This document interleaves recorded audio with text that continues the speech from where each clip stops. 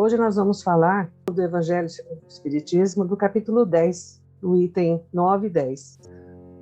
O capítulo trata de bem-aventurados os misericordiosos, e nós vamos falar do item, com o subtítulo O Argueiro e a Trave no Olho. Me permitam ler para ser fiel ao texto aqui de Jesus. Por que vês tu, pois, o argueiro no olho do teu irmão, e não vês a trave no teu olho? Ou como dizes a teu irmão, deixa-me tirar do teu olho o argueiro, quando tens no teu uma trave? Hipócritas, tira primeiro a trave do teu olho, e então verás como has de tirar o argueiro do olho do teu irmão. Mateus é o versículo 7, nos itens de 3 a 5. Jesus ele faz uma analogia muito profunda quando ele nos diz do argueiro, e da trave. O argueiro é um cisto minúsculo, que não dá nem para nós vermos no nosso dedo, se colocasse aqui. A trave, aquela trave, geralmente, é uma viga enorme, que dá sustentação a telhados, E isso nos faz pensar muito quando Jesus nos coloca essa trave no nosso olho. Quando ele nos retrata essa passagem, ele quer nos dizer do mal mais profundo que trazemos, que é esse mal da humanidade, que é o orgulho. É aquilo que vemos no nosso próximo, que julgamos, que percebemos, condenamos ainda, e não vemos os nossos defeitos. Muitas vezes, aquele defeito que olhamos no nosso irmão é tão pequeno comparado aos grandes que trazemos de muitas vidas. E Deus nos dá essa oportunidade da reencarnação para que nós possamos trabalhar essas mazelas, para podermos vermos em nós. Então me permita contar uma historinha para vocês, uma história verídica. Quando eu estive na cidade de Ouro Preto, eu fui visitar uma igreja e ela estava fechada, mas de repente um senhor apareceu. Ele foi buscar os documentos nessa igreja e ele nos convidou, viu que nós dois, eu e meu marido, estávamos olhando, ele nos convidou a conhecer essa igreja. Lá dentro tinha uma estátua de Santo Antão, ele nos contou a história do Santo Antão, contou sobre toda a história da igreja, e passou um tempo, nós saímos. Como vocês sabem, as pessoas mais ricas de Ouro Preto, na época de Tiradentes, 1750, as pessoas mais ricas, quando elas morriam, elas pagavam um preço muito alto para a igreja, para ser enterrada perto do altar. Então, quanto mais perto do altar, mais você estaria perto de Deus. E ele mostrou tudo isso, nós vimos, e saímos da igreja. Quando nós saímos, eu pisei na porta lateral da igreja e tinha ali uma tumba ali, Aí eu olhei, eu voltei, falei para meu marido, é muito esquisito isso, eu vou perguntar. Aí voltei e perguntei para o senhor, por que tem aquele túmulo ali, bem na saída da igreja? Aí ele me contou que havia um homem na época de 1750, 1760, que ele saía por Ouro Preto, ele olhava todas as pessoas dessa vila, e ele fazia anotações sobre tudo que ele via de errado nas outras pessoas. Ele se considerava um verdadeiro cristão, de muita fé. Então, ele fazia o trabalho de olhar esses nossos irmãos.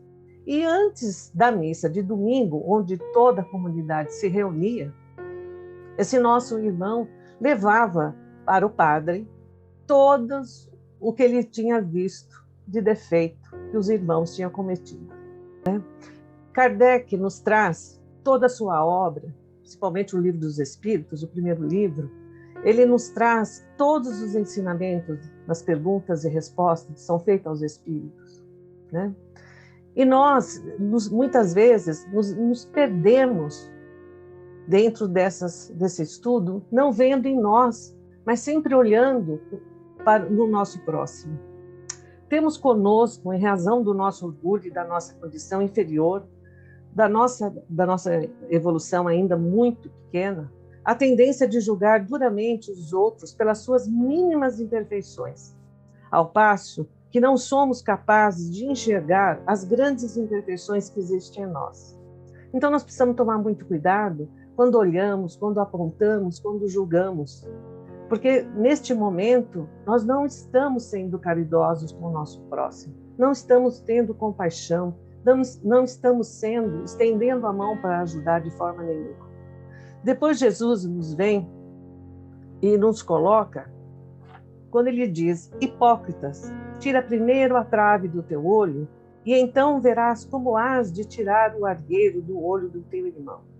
Jesus aqui nos faz um convite para que nós olhemos para dentro de nós, e nós que já conhecemos a doutrina, que é libertadora, que nos explica profundamente, com clareza, tão profunda, que nos faz com que a gente volte para dentro de nós, para que possamos ver em nós essas mazelas. E como fazemos essa reforma íntima, que é um convite para o autodescobrimento, analisando as nossas atitudes no nosso dia a dia. Como vemos tudo o que acontece ao nosso redor. Muitas vezes, somos críticos profundos dentro do nosso próprio lar. Nós apontamos, queremos que os nossos mais próximos façam aquilo que eu acho que é correto, que é certo. E com isso tiramos a possibilidade desses nossos irmãos tomarem as suas atitudes, ter o seu livre-arbítrio de escolha. Se errar, é aí que aprendemos. Mas nós não temos o direito de apontar o dedo e querer que esses nossos irmãos façam aquilo que eu acho que é correto. Essa hipocrisia que nós trazemos, de muitas vezes nos acharmos como Deus, que aponta o dedo e condena. Quantas vezes nós percebemos nas redes sociais hoje, né, que utilizamos muito, muitas vezes um comentário tão duro para o nosso próximo, e ainda usamos o nome de Deus para apontar, como se fosse Ele ali respondendo. Olha como nosso orgulho é enorme, como nos perdemos dentro dele, e muitas vezes não voltamos para nós. Quando Jesus disse: amar a Deus sobre todas as coisas e a teu próximo como a ti mesmo, ele estava nos dizendo como que você pode amar o seu próximo se você não se ama, se você não vê em você as suas possibilidades de elevação, se você não percebe que você também tem virtudes, mas também você tem as mazelas que precisam ser vistas, revistas, analisá-las no nosso dia a dia. Joana de Ângeles, ela faz um convite no seu livro Autodescobrimento para que voltamos para nós, olhando aquilo que mais temos necessidade e que nos faz parar na nossa evolução. O orgulho é um desses, que nos faz parar, nos prende, e ficamos presos nessa situação sem evoluirmos. Então precisamos desse autoconhecimento, precisamos voltar para nós, como fez o convite do querido Santo Agostinho, numa das perguntas, uma das perguntas mais lindas do Livro dos Espíritos, a 919A, quando ele fala que ao deitar se perguntava se tinha feito tudo aquilo de bom para o próximo, se ele mesmo havia feito alguma coisa que havia magoado alguém que esteve em seu caminho. Então é isso que nós também devemos fazer, analisarmos profundamente as nossas atitudes. Meus irmãos, não é fácil essa evolução, né, que temos que fazer dentro de nós. Joana de Ângeles mais uma vez nos diz que o caminho é dolorido, mas que vale muito a pena. Nós tivemos muitos irmãos, como Chico, Madre Teresa de Calcutá, Irmã Dulce, o próprio Divaldo. Quantas vezes passaram por sofrimentos enormes, quanto aprendizado, mas não esmoreceram. Levaram a mensagem de Jesus, viveram essa mensagem de Jesus, vivem, né? Divaldo ainda vive essa mensagem de Jesus, acolhendo, amando, amparando e não julgando, assim como Jesus o fez. Jesus nunca condenou ninguém, nunca apontou o dedo, muito pelo contrário. Quando a mulher adúltera é levada para ser apedrejada, ele pergunta: quem não tem pecado, que atire a primeira pedra. Os primeiros a sair foram os mais velhos, porque tinham mais tempo de vida e reconheceram muito mais erros. E depois ele pergunta a ela, todos saíram e ele pergunta, alguém mais aqui te condena? Eu não te condeno. Vá e não peques mais. Esse é um convite que é feito, que nós temos que ter em nós, lembrar dessas passagens do Mestre Jesus. Olhando para nós, vendo todas essas experiências que são trazidas para nós, desses nossos irmãos, precisamos enxergar em nós todas essas qualidades que temos, como eu já disse, mas também ver essas mazelas que trazemos. Poder olhar, trabalhar e viver segundo o nosso Mestre Jesus, que é o nosso Mestre Guia. Nós temos essas experiências na vida para que possamos, através dos nossos comportamentos, ser analisados, ser fortificado na fé, na esperança, na coragem, na compaixão. Essas mazelas, como o orgulho, o egoísmo, são o que nos permeia a nossa vida muitas vezes, porque ainda nos afastamos muito dos ensinamentos do Mestre. Precisamos estar atentos, precisamos orar e vigiarmos. Orar para pedir proteção e vigiarmos principalmente o nosso pensamento, o nosso olhar e a nossa boca e o nosso ouvido. Precisamos estar atento naquilo que falamos do outro, ou aquilo que apontamos do nosso irmão. Este é o convite que Jesus nos faz quando ele fala do argueiro e da trave em nosso olho. Precisamos, meus irmãos, tirar de nós essas mazelas do orgulho para que possamos ter uma vida mais leve, mais sadia. Tem graus de orgulho. Tem aquelas pessoas que são extremamente orgulhosas. Tem outras que estão mais ou menos. Ora, o orgulho vem à tona, mas ela contém, mas ainda o tem. E tem aqueles que são poucos, raros, que já não vivem mais nesse orgulho. Porque já compreende que seu irmão, como ele, está aqui de passagem e está aprendendo, que está evoluindo. Cada um no seu patamar de entendimento, cada um no seu patamar de busca interior. Meus irmãos, não é fácil, como eu disse, caminhar nos passos de Jesus. Precisamos ter profundamente guardado em nosso coração, na nossa mente, usando a razão, pensando nos nossos atos. Jesus, brilhantemente, ele nos conduz, nos enviando o Consolador, que nos dá todas as respostas do bem viver. Mas nós, pelo nosso orgulho, pelo nosso egoísmo, ainda nos perdemos. Tem outra historinha muito rápida para contar para vocês. Uma amiga minha gravou um documentário, que ela gosta muito de documentários, e ela gravou um documentário. E nesse documentário, ela achou tão interessante que ela falou assim, ela estava sozinha, ela falou, eu vou gravar para assistir com o meu marido. E ela gravou, passando um tempo, no sábado à tarde, ela assiste esse documentário com seu marido. E ali é uma atriz de Hollywood, muito linda, uma moça muito bonita, e ela que apresenta esse documentário. Os dois começaram a assistir esse documentário e ela olha para ele, depois de um tempo assistindo, ela vira e fala, ela é muito bonita, apresentadora. O marido diz, sim, ela é muito bonita, que olhos azuis lindíssimos, que estrela, ela realmente é uma estrela de Hollywood, pela uma beleza imensa. Passado uns 2, 3 minutos, ela volta e olha para a cena e olha a mão da atriz. E ela percebe que a atriz tem um esmalte que tinha saído. Então, parece aquelas manchas que a gente, mulher, repara, quando você está com o esmalte todo saído, fica uma coisa feia. E ela pegou, olhou, parou a imagem e falou para o marido, olha, tão bonita, mas olha a unha dela. Não podia ter tirado esse esmalte para apresentar o programa? Aí o marido olha e fala assim, é mesmo. Aí passa um tempinho, Ela também já leu o livro das Joanas de Ângeles, é espírita, trabalha numa casa espírita. Ela falou que depois de um tempo, ela para e analisa o ato dela.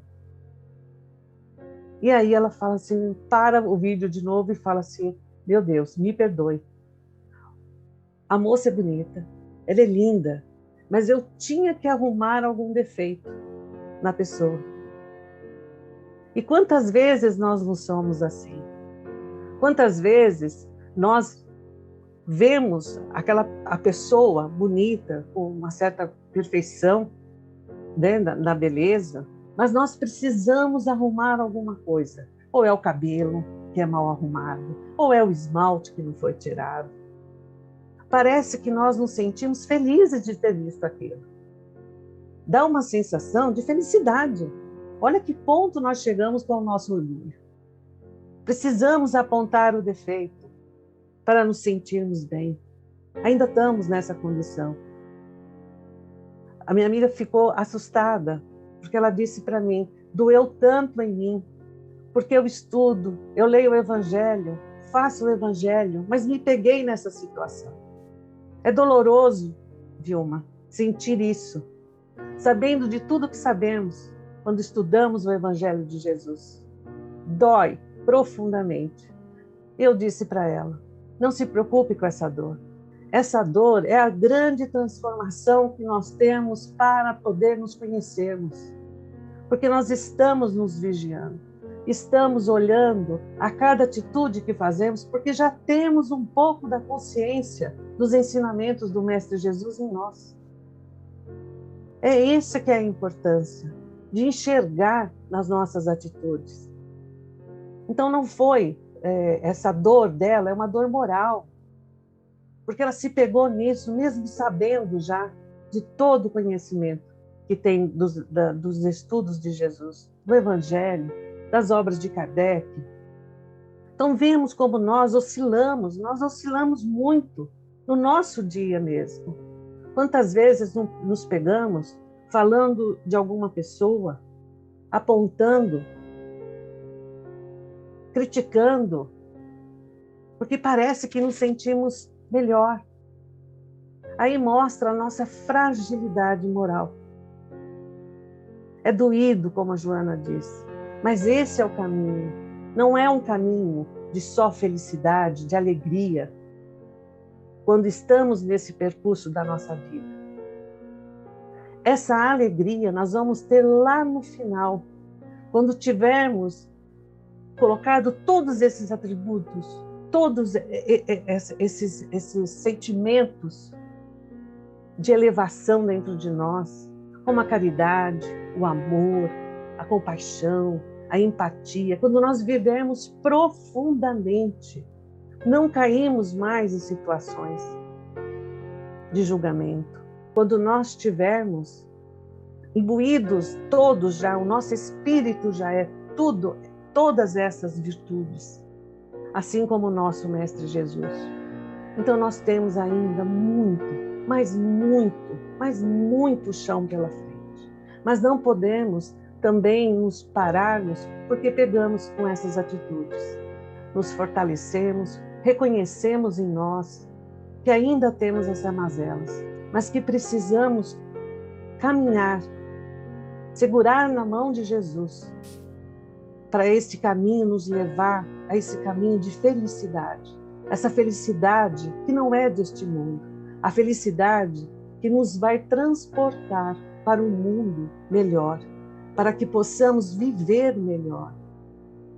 Então, meus irmãos, o convite desse ensinamento de Jesus é olharmos para nós.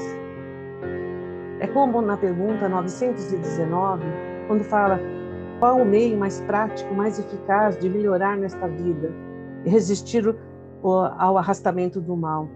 A resposta dos Espíritos, como um sábio da antiguidade vos disse, conhecei a ti mesmo. Então nós que já estamos conhecendo o Evangelho de Jesus, já estamos nessa estrada do conhecermos a nós mesmos.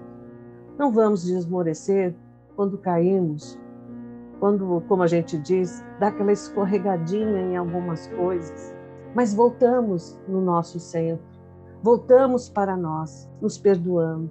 E aí nós vamos compreender o nosso irmão.